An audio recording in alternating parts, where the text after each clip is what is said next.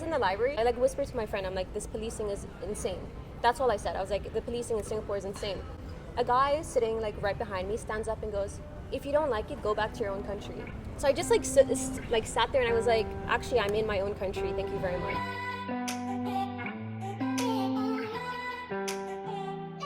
So, guys, I'm Eduardo. Hi. This is my YouTube series. Well, now it's going to become a series called like, Wait, You're Singaporean? Wait, you're Singaporean. Wait, You're Singaporean. Wait, comma, you're Singaporean? Wait, Question mark? You're Singaporean. Yeah, exactly. And today we have Alia. Hi. Alia, do you want to intro yourself? Hi, my name is Alia. I'm half Singaporean, half Lebanese. Mom is Chinese Singaporean, and my dad's Lebanese. Middle Eastern. Yeah, I think a lot of people don't know where Lebanon is, but Lebanon is like basically right next to Syria, Palestine. Did you say like you're Arab Chinese? Is that a Yeah, correct way of putting it? exactly, yeah. I would consider myself, I consider myself, I guess, more Arab than Chinese. When I'm in Singapore, I'm never treated as Singaporean. But when I'm here, people always think I'm like Australian. When they hear my accent, they assume like American. like Anglo? Angmo, basically. That's so funny. So, tell me a bit about like your upbringing. Yeah, so I grew up in Oman. I went to IB International School. I went to the UK for uni, and then moved back to Singapore because my brother was here doing NS. And I've been living here since 2019, and currently I'm in law school. I feel like that was a lot. Do you want to say what law school? I'm in SMU. Okay. What's your relationship with your Singaporeanness? My relationship Like, where does it fit in your identity? It's obviously where I was born. It's like my citizenship. My brother like served NS here. My mom's Singaporean. Like my parents are moving back here. I have a whole Singaporean side. So the only thing separating you from really, truly claiming that part of Is you the accent. Is the accent. Yeah. And the looks. And the looks, yeah. Why the accent? Because I think as soon as people hear me speak, they're like, yeah, not Singaporean. For example, like situations. So I was in the library because I had my final exams, and I was like just chilling with one of my friends, and you know the library has like patrol of social distancing ambassadors. Mm-hmm. So one of them comes up to me and tells me like to wear my mask properly, and he did it a couple of times. So I like whispered to my friend, I'm like, this policing is insane. That's all I said. I was like, the policing in Singapore is insane. A guy sitting like right behind me stands up and goes, if you don't like it, go back to your own country. Yeah, and I was like, Was he like Singaporean? Yeah. So many thoughts like went through my head, and I was like, if I said that in a Singlish accent, he would never say that. If the roles were reversed and it was a white person telling somebody else, everyone would freak out. Yeah. But yet that kind of comment is totally okay. So I just like sat there and I was like, actually, I'm in my own country. Thank you very much. Did you say that? Yeah. And he's like, well, just keep it down then. I was like, okay. And like, why are you telling me to go back to my own country? Like, it's, yeah. You should have just been like, oh, you did say this is my country. Yeah. Again, like, what is the difference between me and that guy? We both have like Singaporean Chinese relatives. We both eat at the same places. We both celebrate Chinese New Year.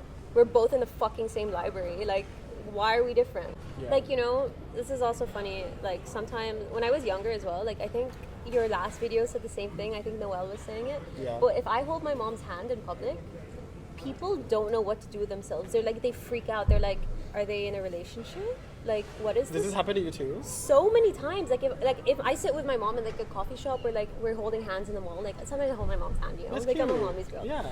People are like everyone's like staring like, what is going on, you know? Why is this There's a fly. this Chinese auntie, the Angmo girlfriend? Yeah, like, or she's like my sugar mama or something. Oh god. Did you think you were going to integrate more than you did? Or did you think you were going to feel more Singaporean than you did?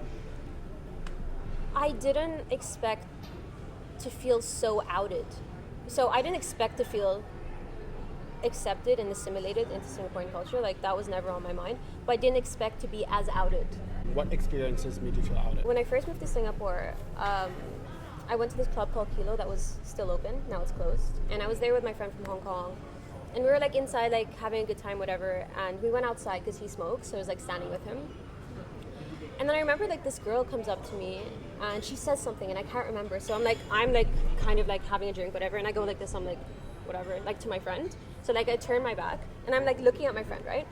All I remember is like somebody grabbing my hair from the back. And like, I remember like I'm looking at him and then my head just goes up because she's like pulled me back. The girl starts like beating on me. Like I'm like telling my friend, was like so shocked. He was like trying to like get all the girls. And then I think she like called all her friends. So it was like a girl gang, right? So like this is the first time I've ever been beat up. So I was like, is this but like for what exactly? Is this? I don't know. So as this was happening, she was like saying, "Oh, you fucking Angmo, like you something like random words, and I was like shouting. I'm like, what are you doing? Get get off me! Like, don't touch me. Anyway, the girl like rips my bag, steals my phone. By the way, she lives in Bukit Batok, so I still have to like track her. The bouncer was like standing there, and like he saw the whole thing, right? And she's like telling him something in Malay, and I'm like, don't fucking listen to her. Like, you saw the whole thing. I did not do anything. I'm not a fighter. I'm a lover. And then I noticed there was like a camera, so I was like, can I get access to the CCTV? Like, I want that. I'm calling the cops right now. He wouldn't give it to me. He just looked at me in this way, and it was like, I remember I called the cops. I had to go like make a report and stuff, but you know, like, cops have better things to do than like investigate into this drunken thing. Into club fights. You know, like the race thing. Oh, you fucking angmo, you this, you that. And I was like, I got beat up. All those words were happening to me. The guy didn't help me because like he was like, because she was Malay too, and they were like talking.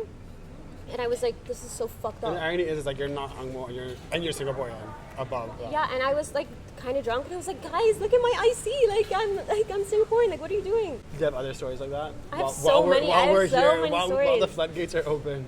I remember once I was like going to Sentosa, and I got into a comfort cab. I guess those guys are notorious for being sometimes racist, but I was like sat there, and I shit you not, like I'm just sitting in the cab, and the guy like from the back mirrors like starts giving me evils, and I didn't know if he was just looking at the car behind, so I was just like, so I like once in a while I'd like glance up, like, is he actually like looking at me? I started to get like this like fear like down the back of my spine. I was like, oh my god, he's actually looking at me. So I look up at him and I was like, oh, sorry uncle, like what are you looking at? And he like slams on the brakes, and he like goes in the corner, starts saying like, I swear to God, he's like, you foreigners, you come here, you abuse everything, you go Sentosa to party. I wasn't going to Sentosa to party. I was like going to meet a friend. Like all this shit, like he's probably had really bad experiences, and for some reason like took it out of me. Got out of the cab. Like I've had so many cab stories like that. When these kind of things happen, it's very hard because it's like, I can see where they're coming from, because sometimes like, for example, last night I was at like Cuppage for some drinks. Okay. And I saw a group of like international school kids. Like, you know when you're like 15, 16, that very rowdy age. Yeah. And there's like 4 or 5 of them, and they're being so loud and obnoxious. Yeah. And I looked at it and I'm like, this is why foreigners have such a bad rep. But then when you actually think about it, this is like such a minority in comparison to like all the foreigners right here, right? This is like, so on one hand I'm like, okay, they probably had a bad experience. Someone who probably, I don't know, vomited in his cab. Yeah, I think it's so true. But then on the flip side, it's also like, you were just sitting there calmly, and you're obviously doing not nothing like that. Yeah, I'm not. Yeah, so, I mean, you're not. I mean, yeah. I don't know. Do you think there's like a foreigner problem here? Yeah, for sure. Like, for sure. Where do you think that comes from?